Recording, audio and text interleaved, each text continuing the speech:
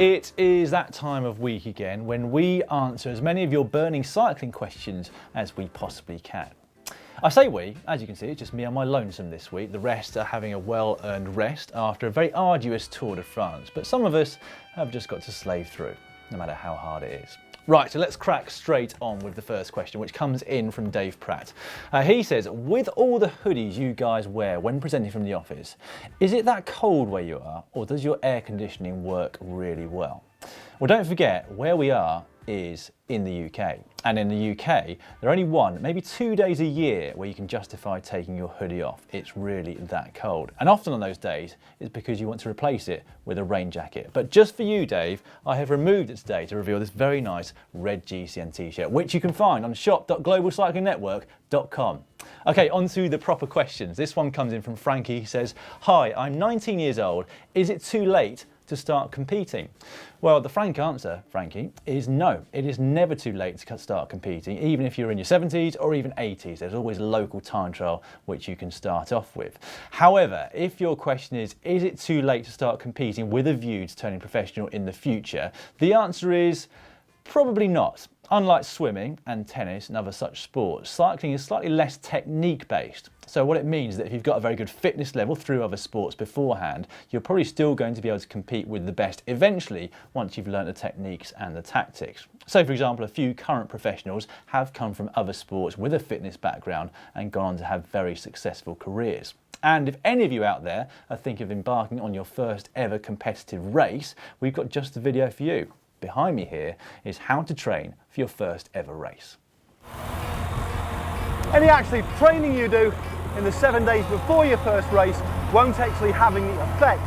So reduce the volume by about half, but make sure you keep your legs turning though, especially on the day before the race.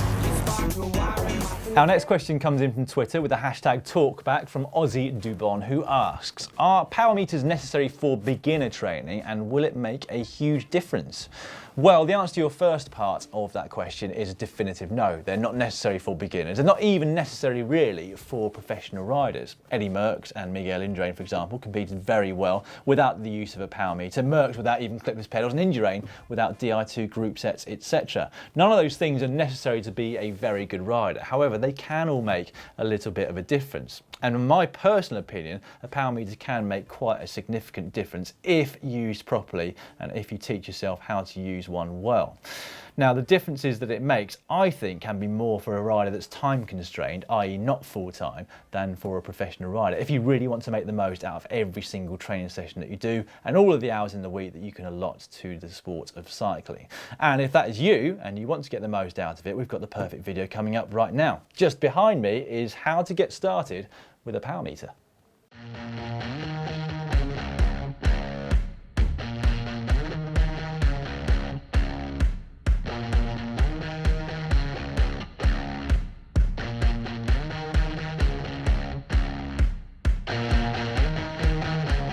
The first thing you should do when you get your power meter is to learn how to calibrate it, which is the process that makes sure the power meter is reading accurately.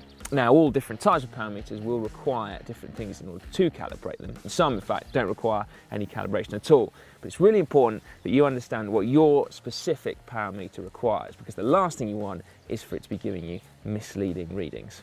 It's time now for the quick fire round, and we shall kick this off with a question that came in from Nath Furt, who asks, rookie question coming up, why does nobody attack the yellow jersey on the final day of the Tour? Well, I think this probably relates to what we often refer to as cycling's unwritten rules, and we made a video on this very subject just a few days ago, so you might want to check that out. However, there's actually not too much for riders to gain in the general classification anyway on any of the flat stages through the Tour de France, unless it's particularly windy, shall I say, or somebody has some misfortune. So unless the time gap between first and second place is very, very close, then there's almost no chance that they'd be able to reverse the standings anyway. However, it would be interesting to see what would happen if there was only 1 or 2 seconds separating the yellow jersey from second place overall coming into the stage, because if I was in second place overall, I think that I would forego those unwritten rules and actually try to win the Tour de France.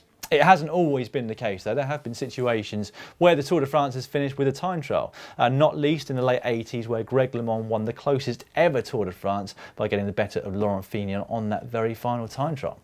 Next up we have a question that came in from Chris James saying, does anybody know if creatine is a thing in cycling? I don't think it is in any of the endurance parts of the sport, i.e. mountain biking, cross country, or the road aspect, which we talk about on GCN quite a lot. However, it might still be used on the track because creatine is generally used for more short and explosive efforts. That's why bodybuilders use it quite a lot. With road cycling, it does tend to add a bit of weight through water retention, and that's not really what you want. Next up from Anti-Holisti, why do you need to be at least 18 years old to take part in your competitions? Well, I understand it must be very, very frustrating, but it's due to legal reasons.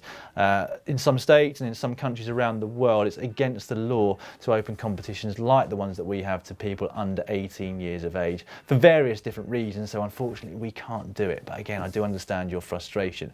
And finally for this round from David McFarlane, why don't teams print the numbers on their jerseys? Surely it would be a bit more aero when they're looking for marginal gains. And this is a cracking question which I had to actually look up the answer to. In fact, I had to tweet about it and find out the answers from other people because this would be a fantastic marginal gain, not having to pin your numbers on, have extra bits of fabric on your pockets. However, Adam Hansen, as you might expect, has tried doing this at last year's Tour de France. He had some fabric printed, which he then stuck onto all the riders' jerseys, but apparently it is against UCI regulations. And there's a surprise. Our penultimate question comes in from Kamil Nukowski, who says, why do professional cyclists shave their legs? And should I consider it even though I'm an amateur and my fiance isn't too keen on it? Well, to answer the first part of your question, there are a few reasons. The first being that deep tissue massage, which they get after each stage and each race, does hurt quite a bit if you've got particularly hairy legs. And it can also hurt quite a bit if you're taking bandaging or dressing off a wound after crashing with hairy legs, and it's also less hygienic as well. And lastly, it has finally been proven in the wind tunnel that it is indeed more aerodynamic to have shaved legs versus hairy legs. And I think that also applies to arms too. In answer to the second part of your question, your fiance doesn't agree with it, should you do it? Well, I guess the answer to that lies in whether you hold your fiance or cycling in highest regard. And I shall leave that one just there. But if you do decide that you want to shave your legs, we've got some techniques here for you from Lasty and Matt Stevens himself. Now, if you've ever watched a bike race or even a group of cyclists out on the road or in a bike race, I bet you've wondered, why do they shave their legs?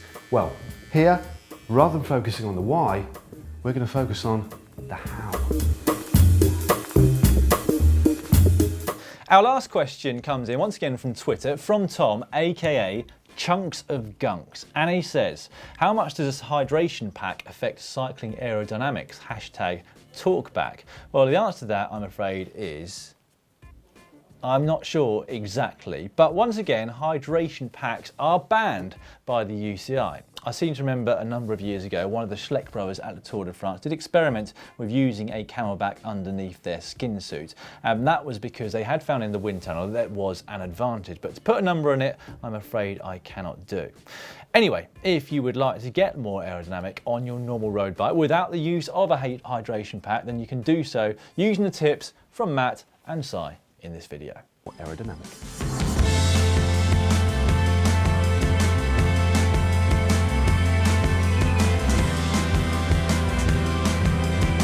The main way of becoming more aerodynamic is to lower your torso.